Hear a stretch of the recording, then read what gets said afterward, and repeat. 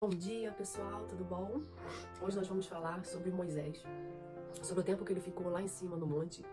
E o povo, eles ficaram com uma certa frustração e decidiram tomar uma atitude baseada na frustração que eles estavam. Eles achavam que Moisés não ia voltar, que Moisés largou eles lá no meio daquele deserto. E por conta disso, eles tomaram providências, atitudes precipitadas. E vocês sabem o que aconteceu no resto da história. Essa parte se encontra em Êxodo capítulo 32, que diz assim: O povo, ao ouvir Moisés que demorava a descer do monte, juntou-se ao redor de Arão e lhe disse: Venha, faça para nós deuses que nos conduzam, pois a esse Moisés, o homem que nos tirou do Egito, não sabemos o que lhe aconteceu. Respondeu-lhes então Arão: Tirem os brincos de ouro de suas mulheres, de seus filhos e de suas filhas e tragam-nos a mim. Todos tiraram os seus brincos de ouro e os levaram a Arão. Ele os recebeu e os fundiu, transformando tudo num ídolo, que modelou com uma ferramenta própria, dando-lhe a forma de um bezerro. Então disseram: Eis aí os seus deuses, ó Israel, que tiraram vocês do Egito. Vendo isso, Arão edificou um altar diante do bezerro e anunciou: Amanhã haverá uma festa dedicada ao Senhor. Na manhã seguinte, ofereceram holocaustos e sacrifícios de comunhão. O povo se assentou para comer e beber e levantou-se para entregar a farra. Então o Senhor disse a Moisés: Desça, porque o seu povo, que você tirou do Egito, corrompeu-se. Muito depressa se desviaram daquilo que lhe ordenei e fizeram um ídolo em forma de bezerro.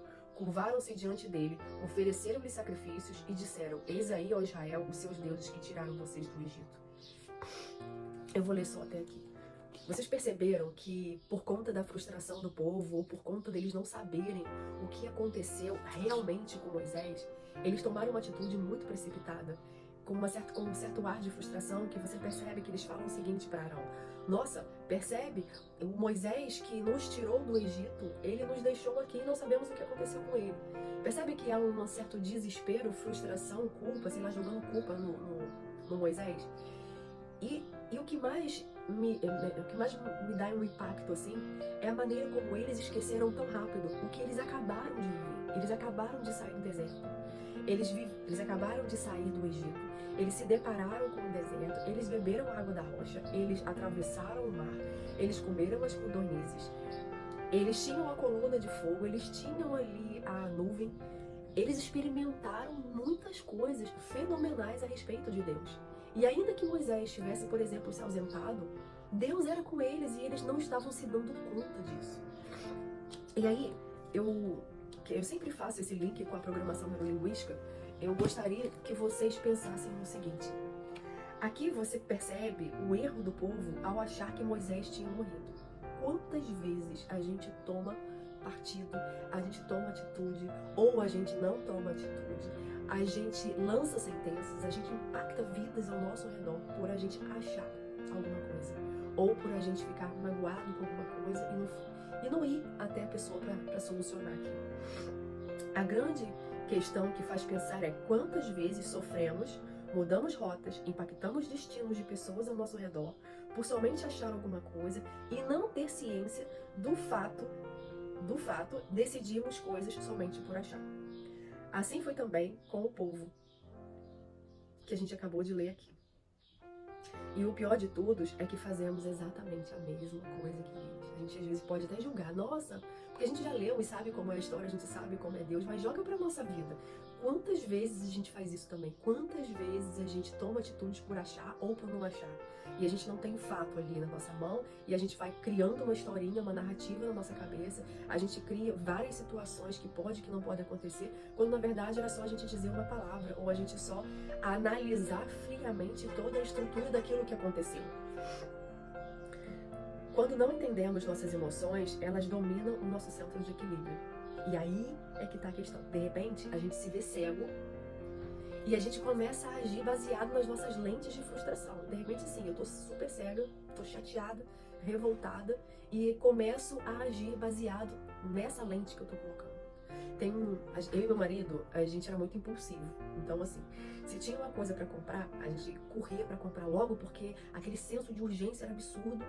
E por conta disso, nós erramos várias vezes. E a gente decidiu fazer o seguinte: a gente não vai comprar mais nada baseado na correria. Depois de 2, 3 dias, a gente senta, a gente compra. Se até o terceiro dia, aquela vontade ainda existir, a análise toda aconteceu, aí sim a gente vai e compra o que a gente deseja. E vou te falar que muitas das vezes a gente deixa de comprar aquilo ou compra de uma forma melhor, porque a gente já analisou. Aqui diz o seguinte: como agir então diante das frustrações, diante das emoções que bagunçaram nossa cabeça? Eu vou te dar 5 passos.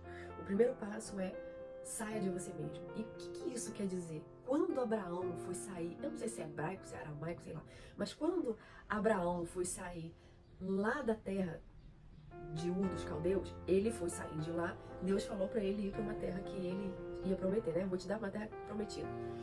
E Abraão decidiu ir, a palavra que Deus disse para ele: sai da tua terra, da tua parentela, da terra de onde... Ele começa falando Lesh Lecha. Eu não sei se é Lesh Lecha, se é Lesh Lecha ou Lesh Lecha, que quer dizer saia de dentro de você mesmo. E o que isso quer dizer? Isso quer dizer que nós temos que entrar nas situações que estão vindo à nossa frente sem as nossas percepções, sem as nossas lentes de análise que muitas vezes são corrompidas. É tentar olhar a coisa com a razão mesmo. Isso é isso, isso é aquilo, isso é aquilo. Amarelo, amarelo, verde, verde, vermelho, vermelho. Sem a gente ficar olhando, não, mas esse amarelo é meio esverdeado. Não, aquele ali é meio não sei o quê. Sem aquela capa, aquela proteção, aquela defesa, sabe? É você ir. Então, se você tem um problema, é você fazer o quê? Eu vou analisar a situação sem os meus achismos. O que aconteceu? O fato foi o quê? O fato foi isso. O segundo, entre no lugar do outro. Vou dar um exemplo, que eu acho que exemplo é a melhor coisa que tem. Finge que eu e meu marido, te dar um exemplo aqui. Eu combinei com meu marido dele me buscar no shopping, vou dar um exemplo. E aí a gente combinou. Ele não, 2 horas da tarde ele não apareceu. Eu combinei 2 horas, deu 2 horas, eu fui lá pra frente, cadê ele? Nada. Meu celular acabou a bateria. O dele, não sei se tem bateria. Mas enfim, ele não chegou. Aí eu começo a articular na minha cabeça. Por quê? Porque no meu passado eu já tive alguns problemas e aí começa a vir aquilo, porque o nosso cérebro ele quer nos defender e ele começa a trazer um monte de coisa. E aí o que acontece? Eu começo a criar um monte de narrativa na minha cabeça. Qual o primeiro passo?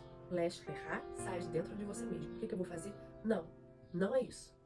Eu não sei o que aconteceu, eu vou esperar ele chegar, eu vou dar um jeito de tentar ligar pra ele. Vou achar um telefone aqui, vou tentar resolver a questão simples, sem colocar as narrativas criadas na minha cabeça. O segundo passo é o quê? Me colocar no lugar do outro. Deixa eu ver, será que furou o pneu? Será que aconteceu alguma coisa? Será que meu marido tá precisando de mim e eu tô aqui fazendo 1000 acusações por ele?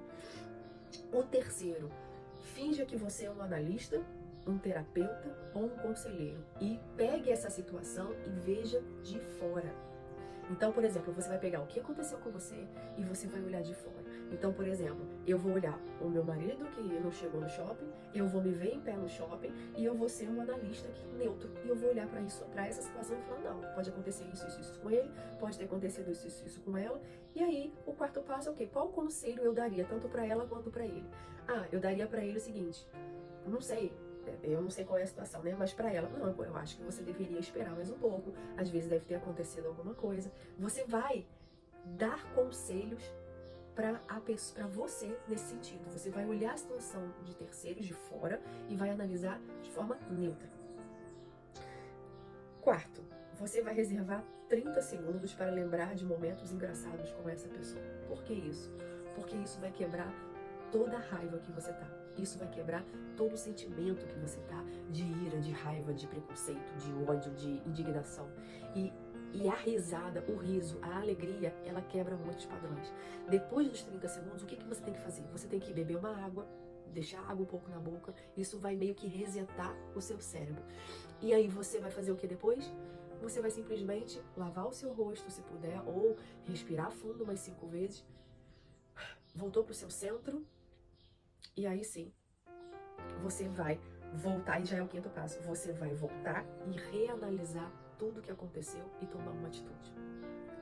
Então, lembrando que hoje, a palavra de hoje é que a gente precise analisar as situações antes de qualquer coisa, antes de tomar qualquer medida, porque às vezes a gente age baseado na raiva que a gente tá e a gente muitas vezes, não percebe, mas muitas vezes a gente toma destinos ruins, a gente machuca pessoas ao nosso redor baseado nas nossas emoções que estão desconfiguradas.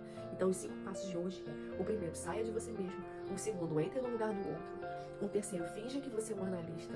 O quarto, reserve 30 segundos para lembrar daquele momento engraçado com a pessoa. E o quinto, volte e reavalie tudo que você viu e aí sim você se posicione. Que Deus te dê um dia abençoado, que Deus te dê uma semana abençoada e é isso.